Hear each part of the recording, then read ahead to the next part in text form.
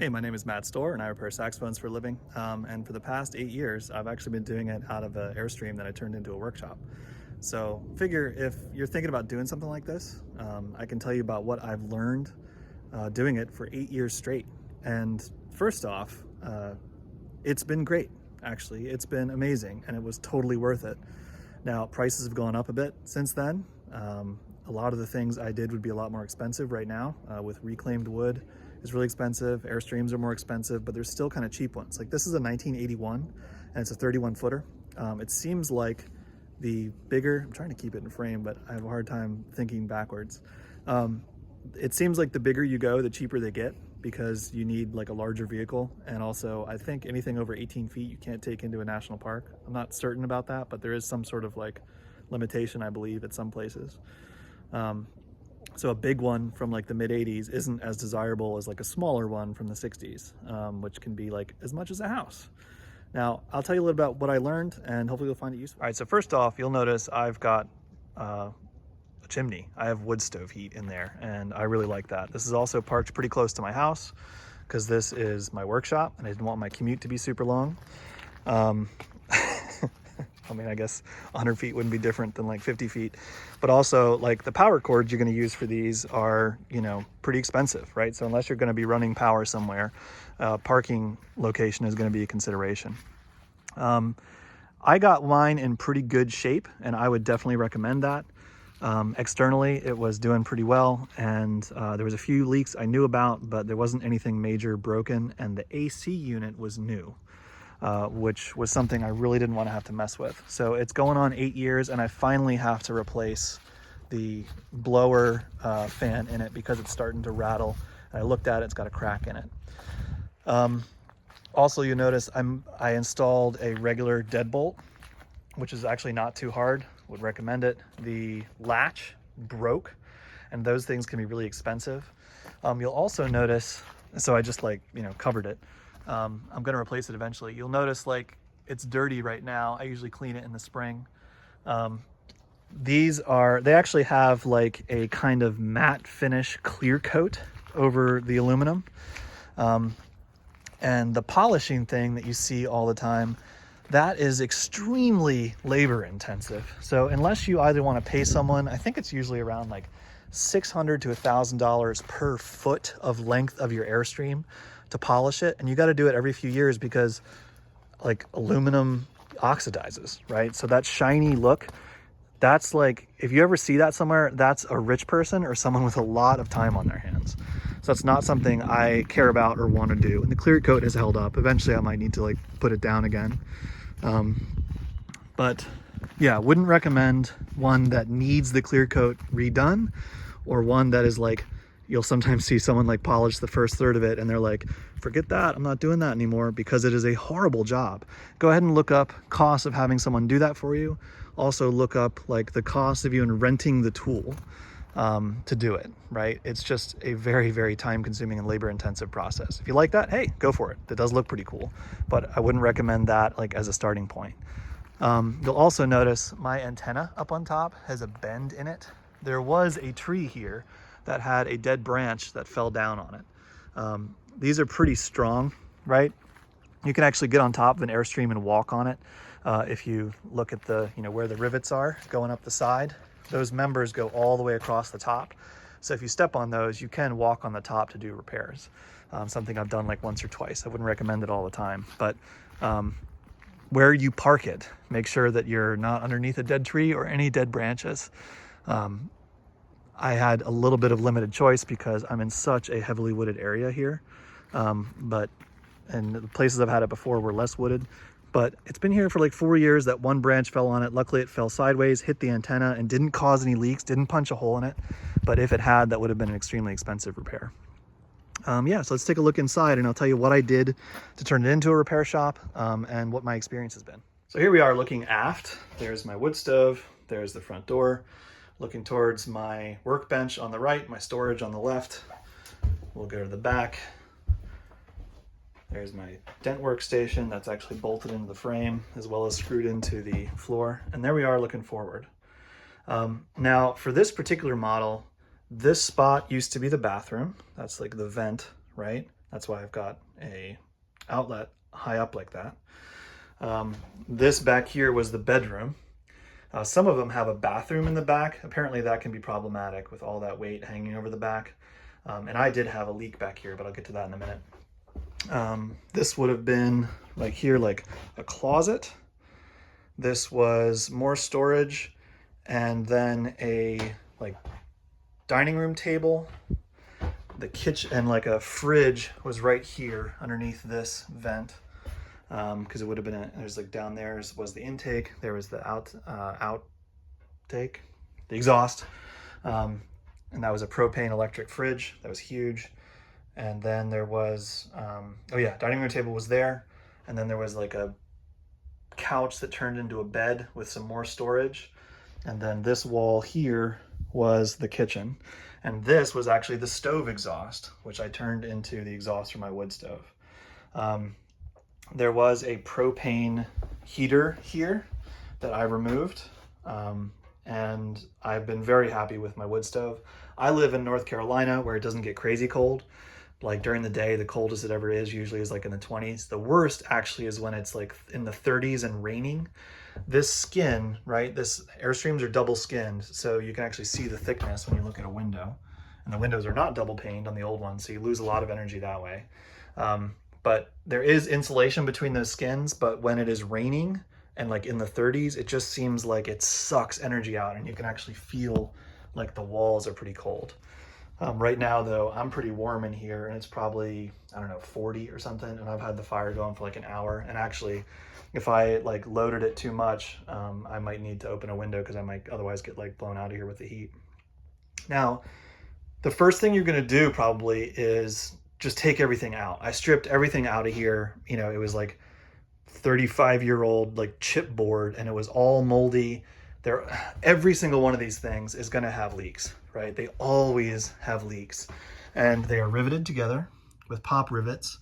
There's also some flush rivets, but the pop rivets you can do with a hand tool, and these panels come right off, and you can, you know, label them and put them back together, and it's not too hard. I stripped everything out, and I got down to the subfloor. So underneath this is a 5/8 inch plywood subfloor, and it is like attached inside of a channel. Sorry about my broken wrist, I can't point very well. Attached in a channel that like runs around the outside, or like the interior edge here. And it can be difficult to get to. Like I needed to replace the back, I don't know, 3 feet, 4 feet. And I just like cut it out and then made my stuff sort of puzzle pieces that like, I think I cut it in half. So I fit it, and then I cut it in half, and I put it like, slid it in this way and then slid it in this way. And the last little bit, I had to like tap it in with a hammer, and then boom, like fit flush. And then I sealed it in the middle and around the edges, and that's worked just fine. You'll see the floor here that I put in. I would definitely recommend putting in something like thicker if you're going to use it as a workshop or a place you're actually going to live in a lot. They're fairly flexible when you like walk around. Like my little duck boot slippers. They're fairly flexible when you walk around, and that just makes it feel like, I don't know, to me, makes it feel like cheesy or like not a nice place to be. So what I did was I got some reclaimed wood, and actually this is the stuff I used. Inch thick. It was milled, so the huge pine beam that came out of a barn, and I had it milled to be an inch thick and a foot wide back when this stuff was not crazy expensive. It was like a few dollars a board foot. And the reason I got reclaimed and stuff that had been outside and stuff that was from here was that I didn't want this stuff to warp, right? If something this thick warped after I installed it, it's gonna like turn the Airstream into a potato chip.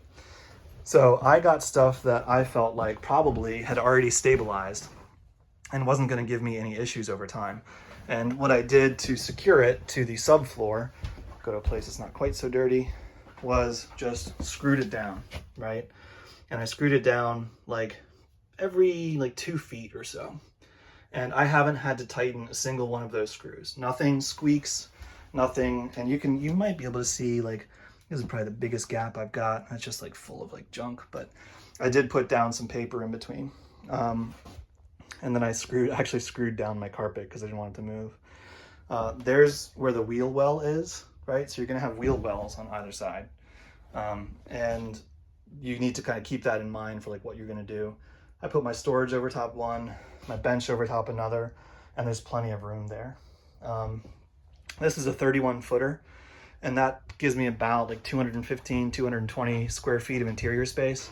The ceiling, so let's see, I am what, 10 and a half. So if you see me standing here, right? Hopefully you can see me. I've got shoes on, and that's how much room I have. I've had people in here that are like 6'4", and they're okay in the middle, but like if you're 6'5", you're gonna be in trouble. There's a 12-volt system as well as a shore power like 120-volt system. Since I never moved mine, I just disabled the 12-volt system because it's kind of a pain. And I run everything off of 120, and I haven't had a single issue. The ACs can be like various models, some that there are still parts for, some that there aren't.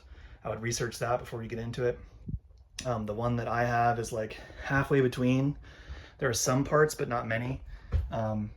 And like I said, it was like new when I got it, so I figured it would last a while, but it's starting to go. So I need to figure out whether I want to worry about like installing another roof unit, or since I never really move this thing except for when I move house, just get like a portable AC and stick it in the corner. So they're gonna have moisture. Look up moisture fixes. Look up like, what that takes and whether that seems like something you want to get into. How to seal it, how to do it. There's basically two different methodologies. One is like, you want to keep everything original, and one is you can do whatever you want. I went a little bit more towards the you can do whatever you want because I'm going to keep this for a long, long time. It's not like a super valued vintage yet anyways. And I haven't done anything like crazy to it. I've made like one new hole in the skin, I think. Everything else, like I've, even like underneath these floors are the emptied out original tanks. So like it wouldn't be too crazy hard for someone to put this back into a camper if they wanted to. I didn't destroy any of the wiring. Like I didn't do anything totally insane, but I did, prioritize my comfort and my ability of craftsmanship as far as working on Airstreams, which is not super high. So if you're gonna buy one of these, I would just, like I said, you're gonna have moisture, so look in how to fix that. Look in how to like replace parts of the subfloor, and think about layout. Get some measurements. Think about heat. Think about like where you're gonna be. The AC is, works really well, but it's kind of loud. Like if you're sitting in here like all day long, you might want to get like a better, more modern AC. So maybe get one that needs an AC and get it cheaper. The windows, they've got like a special kind of gasketing that's like a little bit of a pain to deal with, but you can buy it. Same with like the, you can see I put like a piece of plastic there because I was losing a lot of heat through these things. Oh yeah, and the screens, I have like one or two of them that still are screened because I actually use them for ventilation. The rest I just usually keep shut, or sometimes I'll just open a bunch of windows and it's okay if bugs fly in. But yeah, hopefully that's like helpful for someone considering do this. I've saved more in rent that if I had like to rent a small commercial space, even out here where I am in North Carolina, where the cost of living is pretty low, if I had to rent a commercial space to do what this place does for me, I would have spent over the last 8 years, $40,000, $50,000 pretty easily, like just down the tubes, right? And I don't need to like have a storefront for what I do. And I got this for, I think around $5,000. I actually traded for part of it, but I'm trying to value that for maybe about $5,000, and then like $3,000 of like materials and like several weeks of time off work. So I've probably saved, $30,000 at the very least on this place. And I love it. And the commute's really short. So I would say, if this is something that works for you, go for it. They seem to be built really, really well. People really like it. It's kind of become, I was actually worried that people would think it was stupid or not want to spend money, in a workshop with wheels. But it's actually kind of ended up becoming like, a bit of a, it's a thing people associate with me, and it seems like a lot of people think it's cool. So it's worked out pretty well, and I would definitely recommend it to anyone else if you've got some, pretty basic DIY skills that you want to polish, or if you're pretty good at, you know, working on things. These things are really built well. They're fairly intuitive. There's a few things that are dumb about them, but do a lot of research first, and just be aware you're going to be doing work, right? And yeah, enjoy. Hope you found that useful. It seems like kind of obvious stuff, like in hindsight, but I wish I had that kind of information when I first got into it. That's stuff I've like learned over time, and yeah, hopefully you find that useful if it's, you know, if you're not already an Airstream expert. Thanks for watching.